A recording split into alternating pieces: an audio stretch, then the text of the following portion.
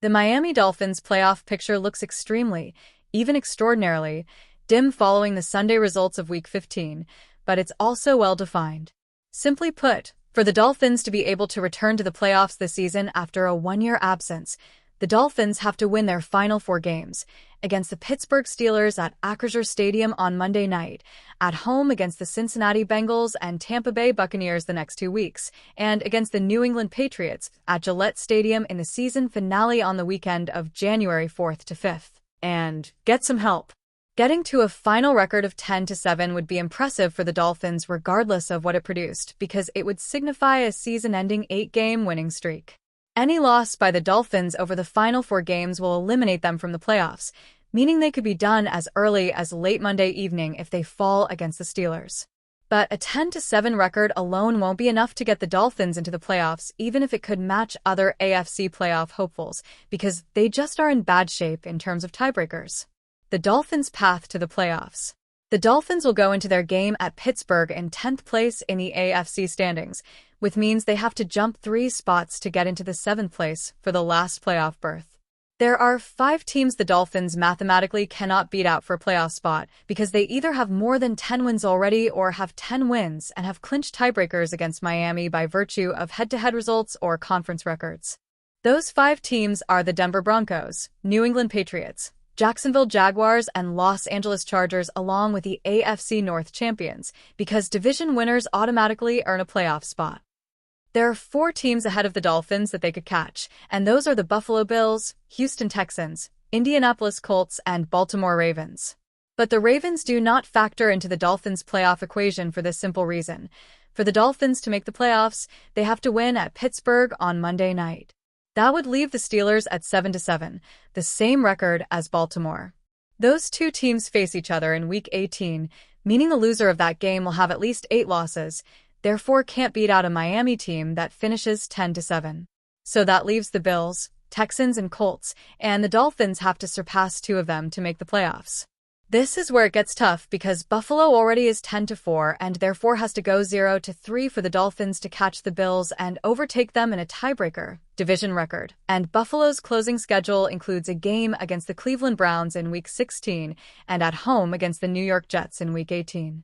Even though Houston is 9-5, the Texans also would have to lose out for Miami to catch them because Houston would get the tiebreaker if both teams ended up 10-7 on the basis of better conference record. And this is where we have to point out that before ending the season at the LA Chargers and at home against Indianapolis, Houston plays host to the woeful Las Vegas Raiders next Sunday, that same Raiders team that has lost 8 in a row and is tied for worst record in the NFL at 2-12. The Colts have an 8-6 record and games remaining against the San Francisco 49ers, Jacksonville, and Houston.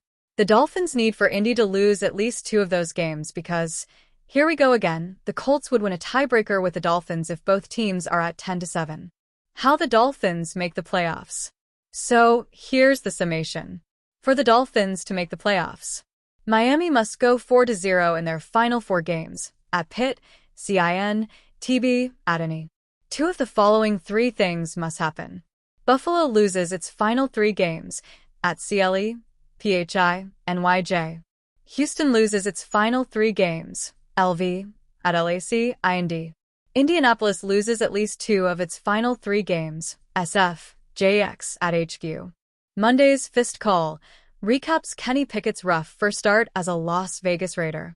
We examine the Steelers' next opponent in Detroit. We look at Phillip Rivers' NFL return. And the Bengals may have lost more than just a game Sunday. Pickett picked. Former Steelers quarterback Kenny Pickett made his starting debut Sunday as a Las Vegas Raider. It didn't go great.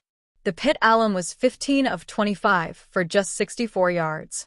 That's a feckless 2.6 yards per attempt. He was sacked 4 times and picked off once as the Raiders were shut out 31-0 by another one of Pickett's former teams, the Philadelphia Eagles. Zach Bond picks off Pickett. After the game, Pickett was asked about why the Raiders couldn't run the ball, 46 yards on 13 carries. He suggested that it was because Vegas is too predictable in that area. We gotta mix it up a little bit. We can't let them tee off on tendencies. After a 31-0 shutout loss to the Eagles, #Raiders QB Kenny Pickett says the running game could have been less predictive. I feel like they'd be faster than us, beating us to the punch on some blocks. Las Vegas dropped to 2-12 with the defeat. Philadelphia improves to 9-5, atop the NFC East. Lurking Lions. After the Steelers play the Miami Dolphins on Monday night, they visit the Detroit Lions on Sunday for their Week 16 game. After getting off to a 4-1 start, Detroit is just 4-5 in its past 9 games. The Lions have alternated losses and wins every week, going back to their Week 6 defeat in Kansas City. On Sunday, Detroit lost in a real shootout against the Los Angeles Rams, 41-34. While the offense put up 396 yards, it allowed LA to post 519 and 5 touchdowns. In defeat, quarterback Jared Goff threw for 3 touchdowns and 338 yards. Amon-Ra St. Brown had 13 catches for 164 yards and 2 scores.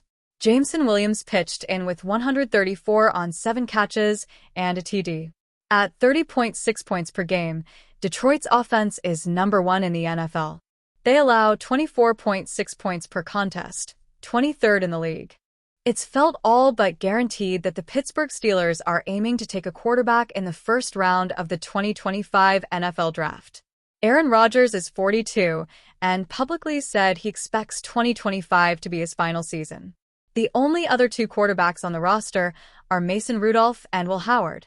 If and when the Steelers do take a quarterback, though, they will have one less option come April. According to Pete Thamel of ESPN, South Carolina quarterback Norris Sellers is set to return to South Carolina in 2026. South Carolina star quarterback Norris Sellers is nearing a deal to return to the school for his redshirt junior year in 2026, Thamel reports. He's indicated to the staff he'll be returning. The sides are expected to finalize a deal soon. Sellers and the Gamecocks had a 2025 to forget, going 4-8. Sellers threw 13 touchdowns and 8 interceptions in those 12 games. He added 270 yards and 5 touchdowns on the ground. Should the Steelers still be in the quarterback market, the targets are dwindling. They would have to move up considerably in the first round if they were hoping to land Fernando Mendoza or Dante Moore. Ty Simpson is a name to monitor as well. After those 3, though, the field gets slim.